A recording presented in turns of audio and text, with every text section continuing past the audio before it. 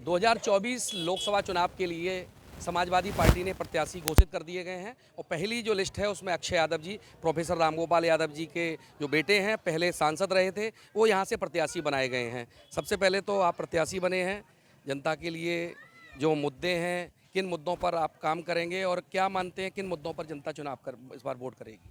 देखिए, सबसे बड़ा मुद्दा विकास का मुद्दा है, नौजवानों के लिए रोज़गार का मुद्दा है और फिरोजाबाद में ख़ास तौर से जो साफ़ सफाई है, ये सारे मुद्दे हैं जिन पर हम लोग आगे चुनाव लड़ने का काम करेंगे।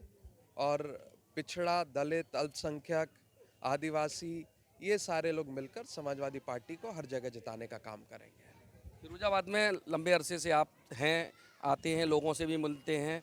जैसे कि लोग कहते हैं सेंट्रल में सरकार होती है, उसको ज़्यादा चुनते हैं। क्या मानते हैं स्थानीय मुद्दे या फिर ब्रांड काम करेगा? देखिए, स्थानीय मुद्दे भी काम करेंगे और जो वादे करे गए थे जनता के साथ, वो इस भाजपा की सरकार ने पूरे नहीं करे। ये सिर्फ झूठ बोलकर सरकार बना ली है, उसके बाद भोली भाली जनता को भूल गए और फिरोजाबाद की जनता ये महसूस भी करती है। इसलिए इस बार समाजवादी पार्टी का चुनाव और समाजवादी पार्टी का गढ़ है फिरोजाबाद, और इसमें हराना बहुत मुश्किल होगा। बीजेपी पूरी तरीके से हारेगी और समाजवादी पार्टियां जीतने का काम करेगी। सर, बसपा बीच में एंट्री करती है, क्या मानते हैं अगर बसपा ने मुस्लिम प्रत्याशी या अन्य प्रत्याशी उतारा तो कोई काट छांट की स्थिति बनेगी? देखिए, 2014 में भी बसपा लड़ी थी और हम लोग भी चुनाव लड़े थे, उस समय हम लोग चुनाव जीते थे। 2019 में कुछ परिस्थितियां थी जिसकी वजह से हम लोग चुनाव हार गए, लेकिन अब सब इकट्ठे हैं, चाचा का आशीर्वाद है हम लोगों के साथ, और वो भी फिरोजाबाद में हमारे लिए प्रचार प्रसार करने का काम करेंगे और एक सभा वो कर भी चुके हैं और भरपूर जन समर्थन हम लोगों को मिल रहा है। कई ऐसे इलाके हैं जहां जनता हड़ताल पर बैठी है, 2-3 इलाके हैं, मैं देख रहा हूं वार्डों में विकास नहीं किया गया। ये माना जा रहा है आप वोट नहीं देते इसलिए विकास नहीं किया। ऐसी स्थिति में लोगों से चर्चा कर रहे हैं या करेंगे और किस तरह उनको भरोसा दिलाएंगे कि जीतने के बाद डेवलपमेंट होगा? देखिए, भाजपा के जो लोग हैं वो पक्षपात के साथ काम करते हैं। अगर पिछड़ा, दलित हो, अल्पसंख्यक हो, तो वहाँ पे विकास के काम नहीं करते हैं। और समाजवादी पार्टी का काम करने का तरीका रहा है, हर जगह काम होता था विकास का। जहाँ आज हम लोग खड़े हैं, ये क्षेत्र अल्पसंख्यक समाज का है और यहाँ पर ये गड्ढों में रहते थे। इनके गड्ढे भरवा कर सड़कें बनवाने का काम समाजवादी पार्टी ने करा। जो शहर में पानी की सबसे बड़ी समस्या थी, यहाँ हड़तालें होती थी, लोग मटके फोड़ते थे सड़क पर, उसको ख़त्म करने का काम समाजवादी पार्टी ने करा।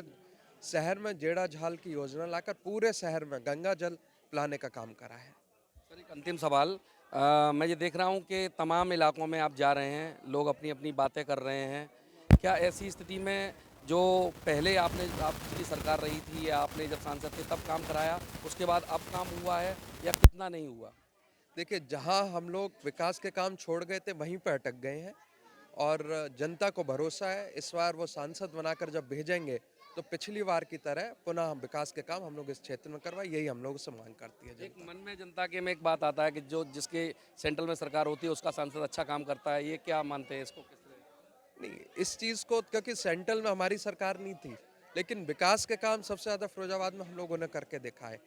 अगर कोई व्यक्ति काम करना जानता है, चाहे किसी भी पार्टी का हो, किसी भी सरकार में हो ना, वो विकास के काम करवाता है। जनता की सेवा करने का भाव होना चाहिए। धन्यवाद सर। तो ये थे सांसद पद के प्रत्याशी समाजवादी पार्टी से अक्षय यादव। भारत समाचार से बातचीत की और तमाम मुद्दों पे बताया। जिन क्षेत्रों में डेवलपमेंट नहीं हुआ है, जहां पर लोग परेशान हैं, उन सब इलाकों में भ्रमण कर रहे हैं और जनता को भरोसा दिला रहे हैं कि वो जीतने के बाद जनता की जो उम्मीदें हैं उन पर खरे उतरेंगे।